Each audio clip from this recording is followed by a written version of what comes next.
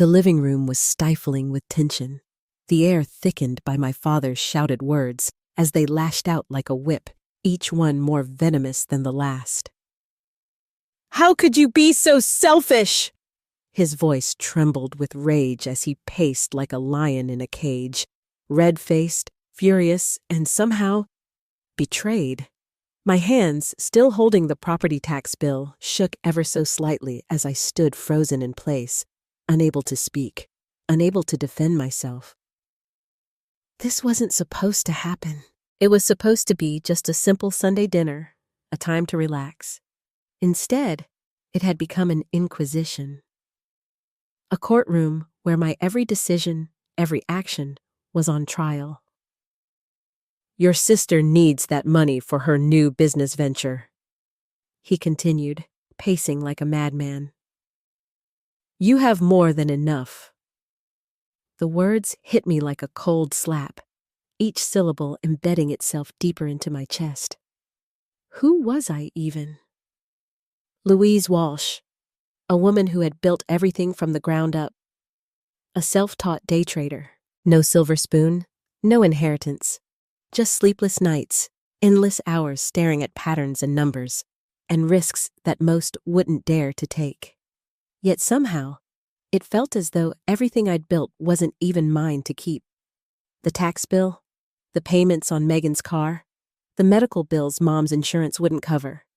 It had all become my responsibility, and I'd carried it without protest, without complaint, thinking it was my duty. But not anymore. I opened my mouth to speak, but my father's words drowned me out. "We gave you everything growing up." I could hear the bitterness in his voice. My mother, ever the silent witness, sat on the couch, her eyes never meeting mine. She refused to see me, refused to acknowledge the weight of the years I'd carried for them. That silence was worse than my father's anger. At least anger, raw and exposed, was honest. Silence, though, was a cold betrayal. "You've always been so independent, so capable." My mother's voice broke through, soft, but poisoned with a gentleness that I now recognized for what it truly was. Manipulation. "We're proud of how well you've done on your own." Her words were sharp, even as they came out in a soft tone. They cut deeper than anything my father had said, because I knew what they meant. I didn't deserve the help. I was too strong, too self-sufficient to ever need it. All those years I had begged for a little help, a little support, a security deposit for my first apartment, a repair for my car when it broke down, and I couldn't afford the fix. The memories rushed through me in a flood. The times I had stretched every dollar just to get by, while Megan, who had always needed, was given. Everything. A car at 16, college tuition paid for, dance lessons, a private university. The unfairness wasn't subtle. It was glaring. I finally found my voice, though it trembled under the weight of everything I'd held back. "I guess that explains why you never helped with my student loans." The words were harsh, but they were the truth. And then I saw it. The envelope, an ordinary envelope, sitting innocently on the coffee table, partially hidden under a magazine, but it was the words "trust fund" that froze me in place. Megan Walsh. It felt like the ground beneath me had shifted. The truth came crashing down in an instant, a wave that knocked the air from my lungs. I reached for it before my father could stop me. "Louise, that's private!" His voice was sharp, but it didn't matter anymore. The damage had been done. My hands were trembling as I unfolded the paper, and the numbers burned into my memory. $350,000. For Megan. No one had ever told me. All those years, I had been blindly fulfilling my role, the one they had assigned me, the dutiful daughter, the one who paid, who gave, who sacrificed. But why? "When were you going to tell me about this?" The words came out like a whisper, a demand, a question all wrapped into one. Cold clarity washed over me as I looked up at my father, my voice barely a breath above the silence. The world felt different now, the edges sharper, clearer. The years of my life, the sacrifices I had made, everything suddenly made sense. I'd been played. My father snatched the envelope from my hands, but the truth had already lodged itself deep in me, and there was no taking it back.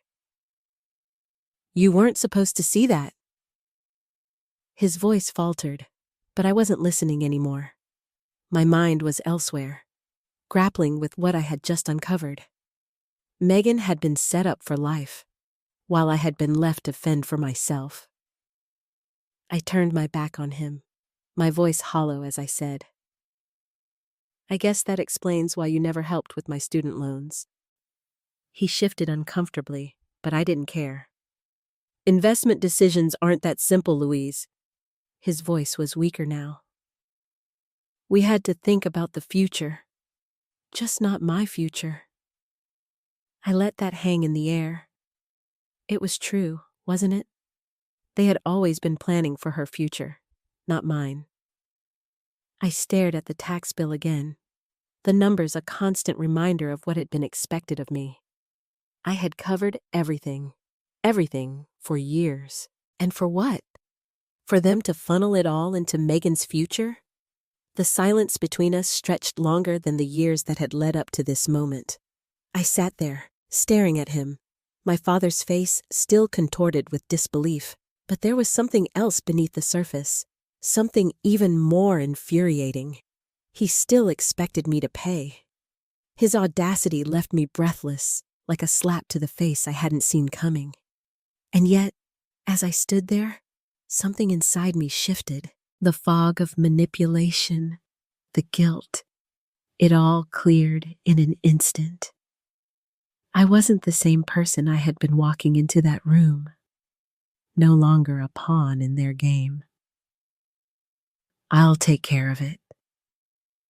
My voice, though soft, carried a weight behind it. I picked up the bill, my fingers trembling, but my resolve firm.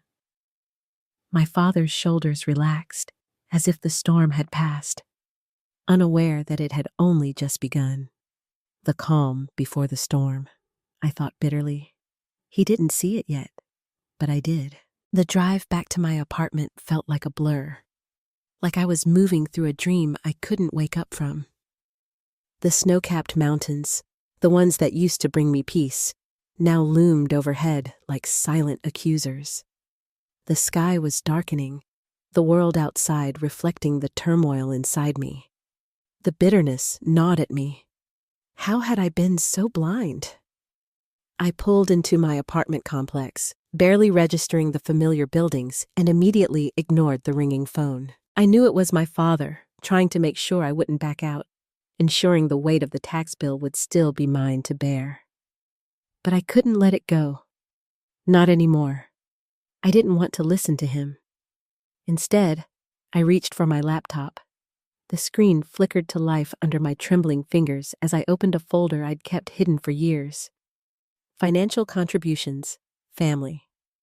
The spreadsheet I'd meticulously tracked, never once thinking I'd have to use it as ammunition. But there it was, laid bare before me.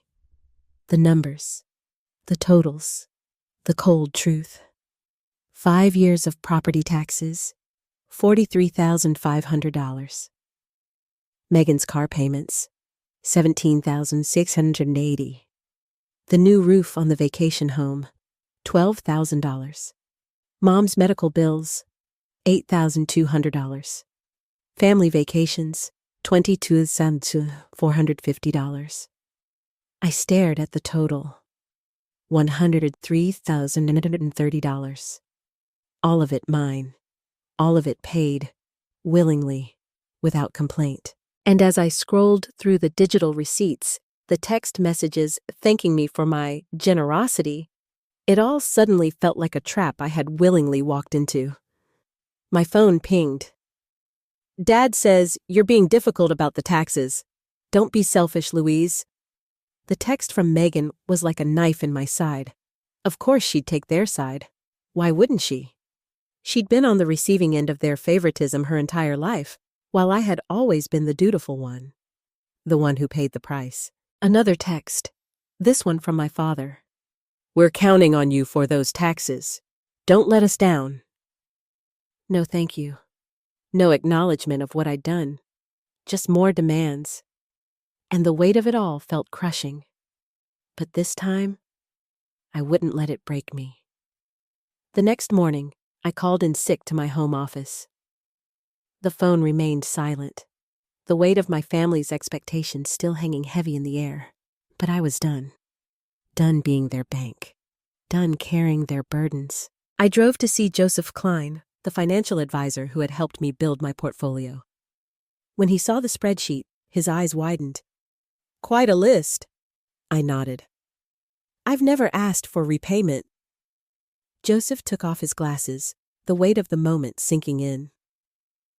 You're enabling them, Louise. This isn't sustainable. You're hindering your own future. His words hit like a slap in the face, but they were the truth. A truth I hadn't been ready to hear, but knew I had to. They've created a trust fund for Megan, I said quietly, each word tasting bitter. The room felt colder as Joseph's expression darkened. That changes everything, he muttered as we began to formulate a plan. I needed receipts, documentation, a forensic accountant. The full weight of what had been done to me was starting to take shape, and I realized with startling clarity that I had the power to make it right, to stop the cycle, to show them what it really meant when I stopped playing along. Victor Hernandez, the forensic accountant Joseph recommended, was methodical, his eyes focused as he sorted through the mountain of receipts and bank statements I had kept. Your documentation is impressively thorough, he said as he examined my records with professional detachment. Most people don't keep records this detailed. The hours ticked by in silence as Victor organized everything. My day trading habits had made me a meticulous record keeper, and now it was paying off. Every transaction, every transfer, every expense, all tracked, all documented. This wasn't just about money. It was about truth, about holding them accountable. As the stacks of paper grew higher, I felt something I hadn't felt in years. Power. This was mine, all of it, and I was finally taking control. So, what's the total damage? I asked, my voice steady, though the tremor in my hands betrayed me. I was bracing for the numbers, but nothing could have prepared me for what Victor slid across the desk. The final tally, 118,745. The figure struck me with the force of a blow, leaving me speechless for a moment. The betrayal was no longer a shadow in the back of my mind. It was solid, tangible, a cold reality I couldn't escape. Victor, ever the professional, continued, the additional 14,915 comes from interest you've lost by diverting these funds from your own investments. Based on your portfolio's performance, that's a conservative estimate. The truth hit me like a freight train. The anger, the disbelief, the grief, they all collided within me. But something else bloomed beneath it all. A sense of justice. For the first time, the sacrifices I had made were not only acknowledged, but quantified. It was real. It was undeniable. I nodded slowly, feeling a strange mixture of vindication and loss. The numbers were now a permanent scar on my family's narrative. What now? I asked, the question hanging in the air, loaded with more than just financial implications. Victor didn't hesitate. That depends on what you want. He leaned forward slightly, his voice professional, but there was an edge to it.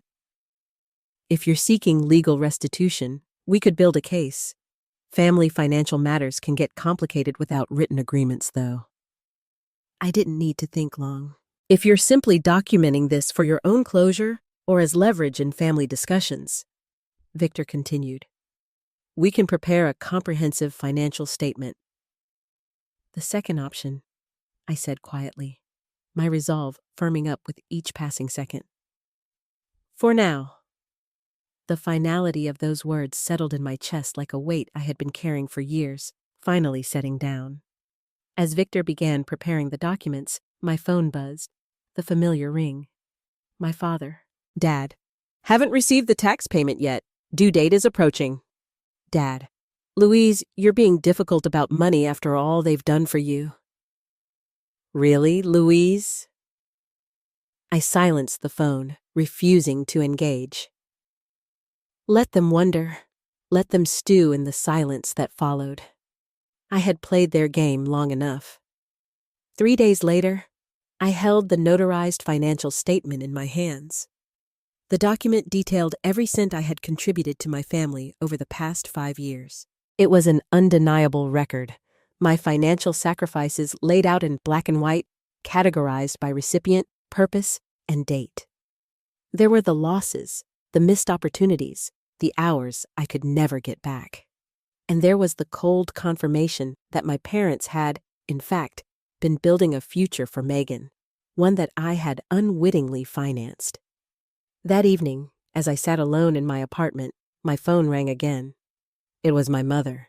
Louise, she began, her voice carefully modulated, as if she were walking on thin ice. Your father is concerned about the property tax payment. I know when it's due, I replied, my voice calm, almost chilling in its restraint. Well, will you be handling it? Her words came out as a question, but there was no real doubt in her voice. The casual assumption hung in the air, thick with all the times they had relied on me, taken my sacrifices for granted. You've always been so reliable about these things. A flash of bitterness rose in me. 5 years of payments, 5 years of giving while they secretly built Megan's future. Not this time, I said, my voice low but firm. What do you mean? She asked, her confusion giving way to panic. I'm not paying the property taxes anymore, or any other family expenses, but we're counting on you. The money is already allocated elsewhere. The words hung in the air between us like a final declaration, and for the first time, I realized how much of a lie everything had been. The expectations, the manipulation. Now to Megan's trust fund, I said, watching the truth settle in like a storm. Another long silence. I could hear her taking in the weight of what I had said. Your father told me you saw that, Louise, she whispered. You have to understand. I understand perfectly, Mom, I interrupted, the words slipping out of me like an uncontrollable flood. I understand that I've contributed nearly $120,000 to this family over the past 5 years, while you and Dad have been telling me there wasn't enough money to help with my education or housing. I understand that I've been financing your lifestyle while you've been securing Megan's future. That's not fair. No, it's not, I agreed quietly, the weight of the finality in my words settling in both of us. And I'm done with it. I ended the call and powered off my phone, bracing for what was to come. I knew my father wouldn't take this lying down. The next morning, I sat at my desk, my fingers steady as I made 3 significant decisions. First, I canceled the automatic payment for Megan's car. Second, I removed myself as an authorized payer on all family accounts. Third, I transferred $120,000 from my brokerage account into a new, separate investment fund, labeled my future. For the first time in years, I felt free. The weight of constant financial obligations, the suffocating expectations, lifted from my shoulders. The fallout was swift. By noon, my phone buzzed relentlessly. I let it ring, watched the messages flood in with a strange detachment. When I finally turned it back on, the notifications were like a flood that couldn't be contained. Megan had called 7 times. Her texts grew increasingly frantic. What the hell? Louise, the bank says my car payment was declined. Are you trying to ruin my credit score? I have plans this weekend. Dad is furious. Fix this now. And then, my father's messages, colder, more direct. Call me immediately. This is unacceptable behavior. But there was no turning back now. I had made my choice, and they would have to live with the consequences. You can't just abandon your responsibilities to this family.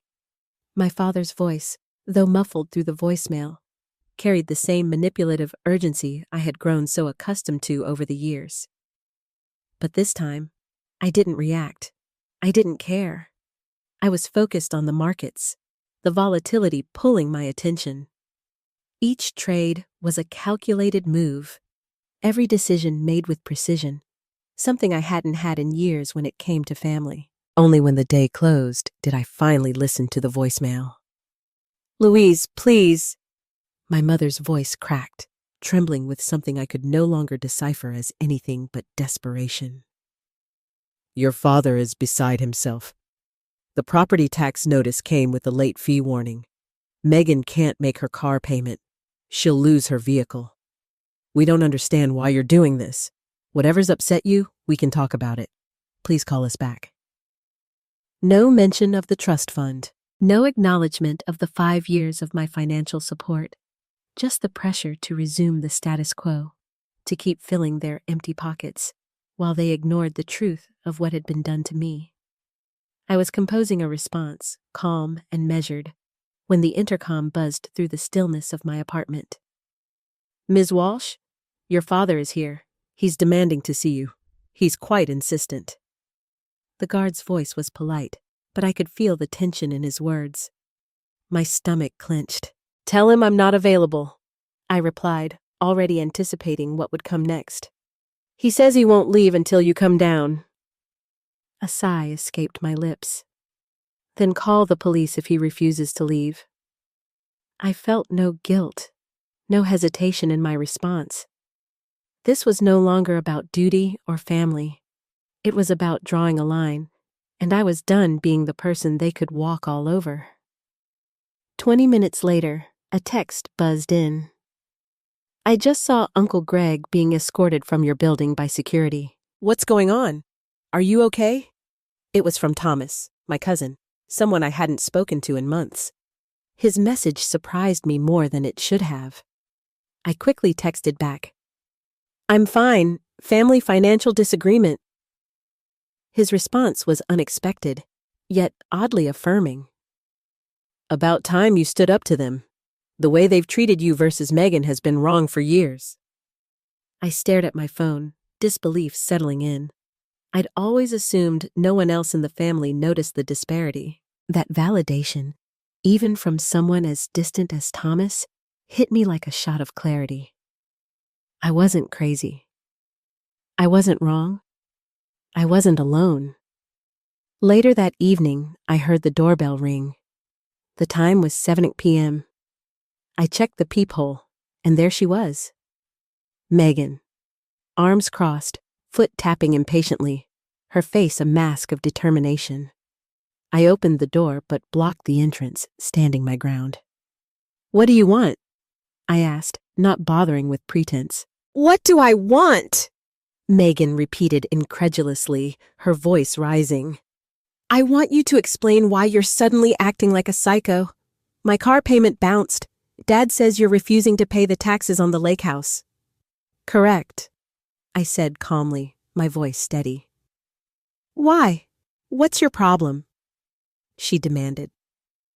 The problem is that I've contributed almost $120,000 to this family over the last 5 years, while Dad has been secretly funding a trust for you. Her expression flickered, first surprise, then guilt, followed by the defensive anger I knew too well. That's different, she insisted. The trust is for my future. I need that security, and you don't. You've always been the smart one. She said it with that strange finality, as if that explained everything. I've got my fancy trading career, she continued, her voice rising again. I'm still trying to find my path at 31. I could feel the anger starting to creep up in me. Megan, while I've been paying your car payments and funding family vacations, I paused, watching her flush. You've never complained before. Because I didn't know I was being manipulated, I snapped. The realization stung more than I expected. I didn't know that while I was draining my accounts to help the family, Dad was funneling money into your trust fund. It's not that much money, she muttered, a hint of defensiveness in her voice. $350,000 is a significant amount, I said, my voice sharp. Her eyes widened, and I could see the recognition, the truth sinking in. How do you know the exact amount? She asked, a flicker of fear in her voice. I met her gaze steadily. I saw the document. The words hit harder than I thought they would. A beat of silence passed between us, and then, remarkably, Megan softened. She reached for my arm, a gesture I hadn't expected. Look, Louise, I understand you're upset, but we're family. We need your help. Dad says without the tax payment they might lose the lake house. I stepped back, breaking her contact. That's not my problem anymore. You'd let them lose the vacation home where we spent our summers? How can you be so cold?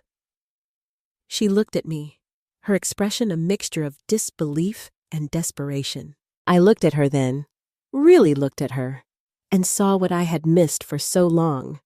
The entitlement, the years of being raised with a sense of privilege that I had never shared. She genuinely couldn't comprehend why I would stop financially supporting the family. They have options, I said flatly. They could use some of your trust fund. Megan's face hardened. That's not fair. I smiled sadly.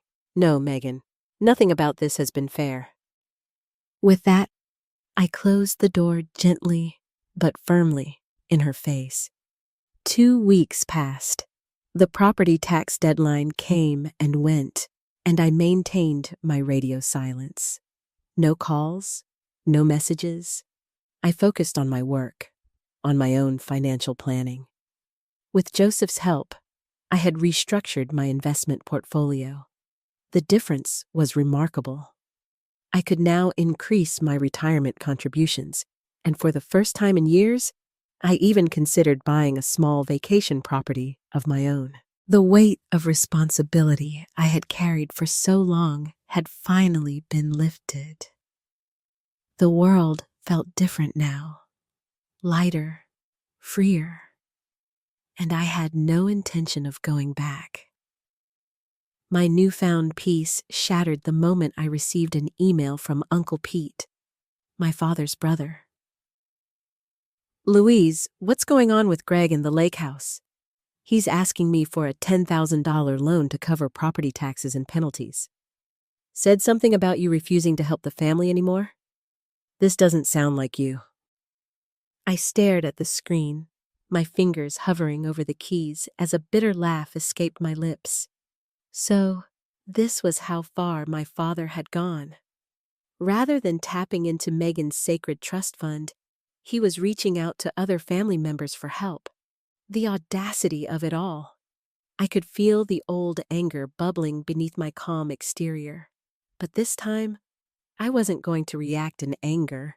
I would respond with cold, calculated precision. I carefully composed a reply, attaching a PDF summary of my financial contributions to the family over the past 5 years, including a brief explanation of the trust fund situation. I hit send, my pulse steady but my mind racing. Less than an hour later, Uncle Pete's reply came through. Holy hell, Louise! I had no idea. No one did. Greg's been telling everyone how he's struggling to help both his daughters equally.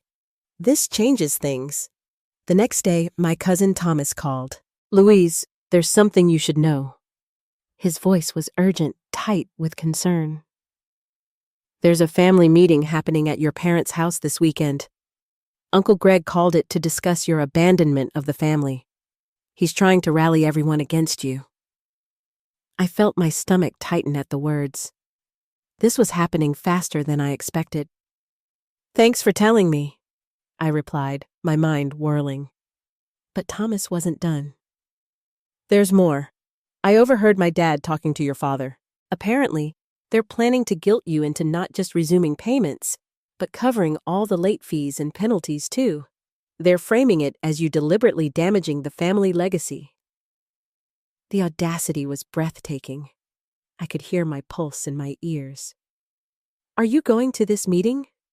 I asked, my voice calm but my heart racing. "Yes, and so are you," Thomas said firmly. "You need to set the record straight. I'll back you up." I agreed, though anxiety churned in my stomach.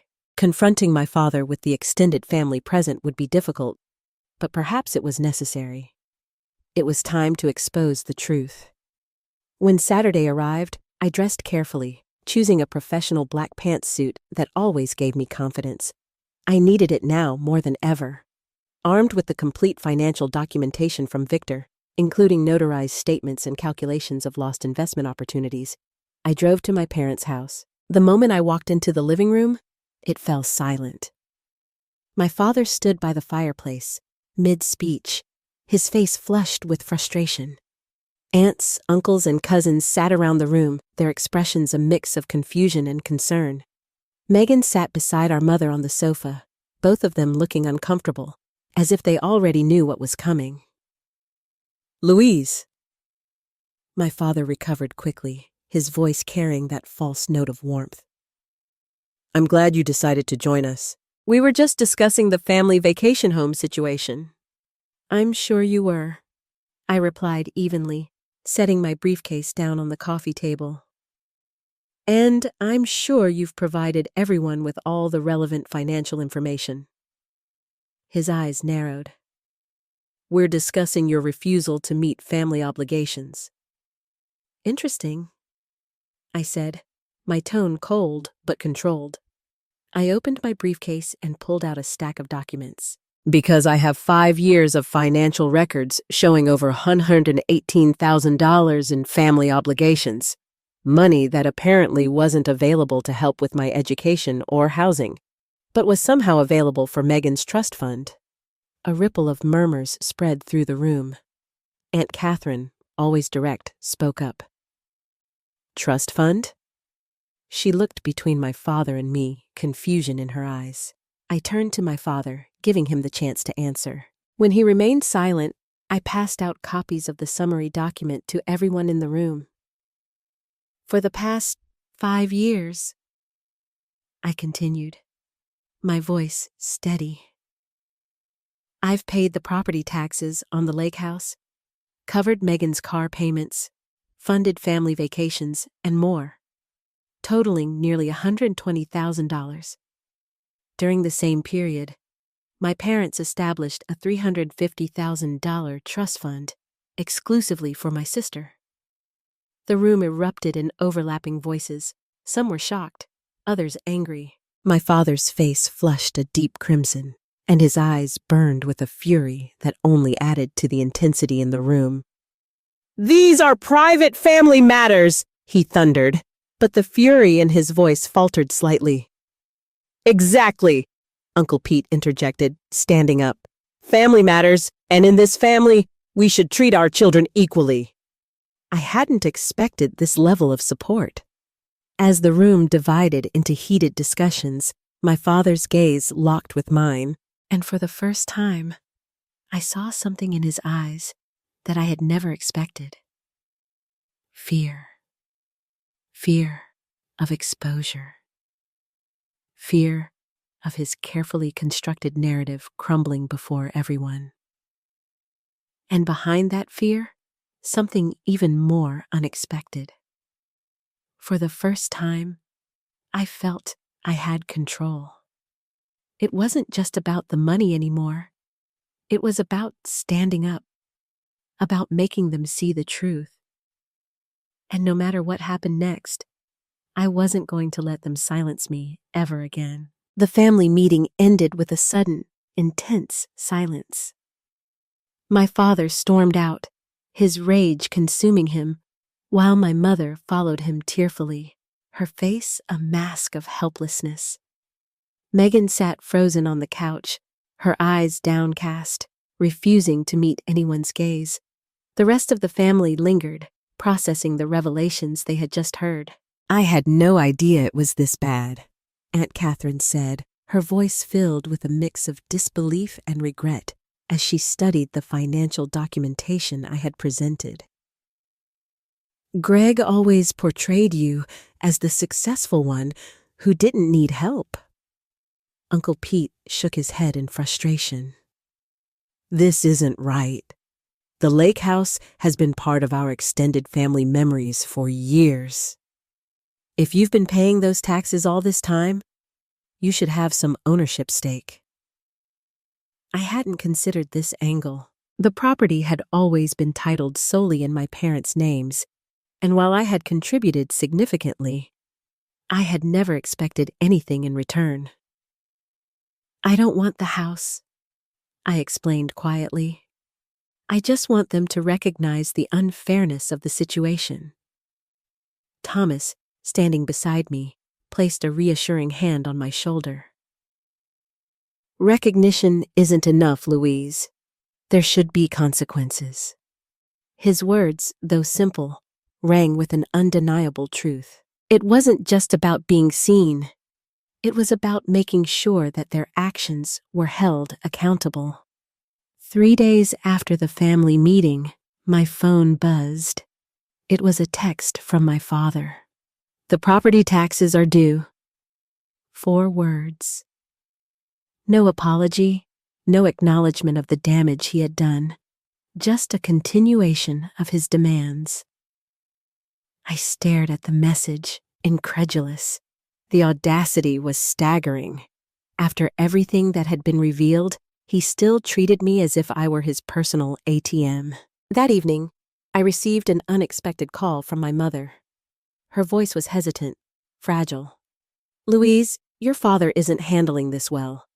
The lake house means everything to him, more than treating his daughters equally. I could hear the unspoken words in the silence that followed. I know, I said, the realization settling heavy in my chest. Mom, I've contributed nearly $120,000 to this family. Dad created a $350,000 trust fund for Megan without ever offering me similar support. There was a long pause on the other end of the line before she spoke again. I know, she admitted quietly. I've always known it wasn't right, but your father makes the financial decisions. I understand, I finished for her, but this is where it stops. The next morning, I texted my father back with a single attachment, a photograph of the complete notarized financial record of my contributions over the past 5 years, with the total circled in red. No words needed. The documentation spoke for itself. An hour later, my phone rang. I braced myself for my father's angry voice. But instead, it was Megan. Her voice was shaky, raw with emotion. Louise! She sounded like she had been crying. Dad just showed me all the documentation you sent. Is it really that much? Over $118,000? Yes, I confirmed, my voice steady despite the weight of the conversation. It is. Every penny documented and verified by a forensic accountant. There was a long pause on the other end of the line. I had no idea, Megan said, her voice cracking. Dad always told me you were helping a little here and there because you had extra money. He never said you were covering major expenses. While he was building my trust fund, her voice trailed off. The last words, barely a whisper. For the first time, I heard genuine remorse in her voice. I don't know what to say. I feel terrible.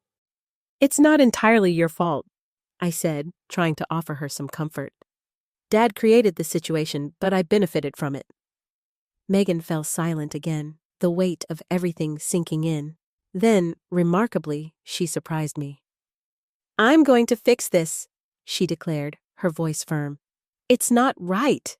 Before I could respond, the call ended abruptly. The next day, I received formal documentation from my father's attorney. The property taxes on the lake house had been paid in full, along with a legally binding amendment to the ownership. I now owned a 25% stake in the property. Attached was a note from the lawyer explaining that Megan had insisted on using funds from her trust to cover the taxes and legal fees for the ownership transfer.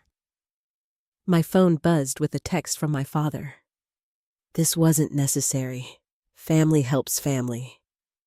His words were cold, but I knew they were meant to elicit guilt.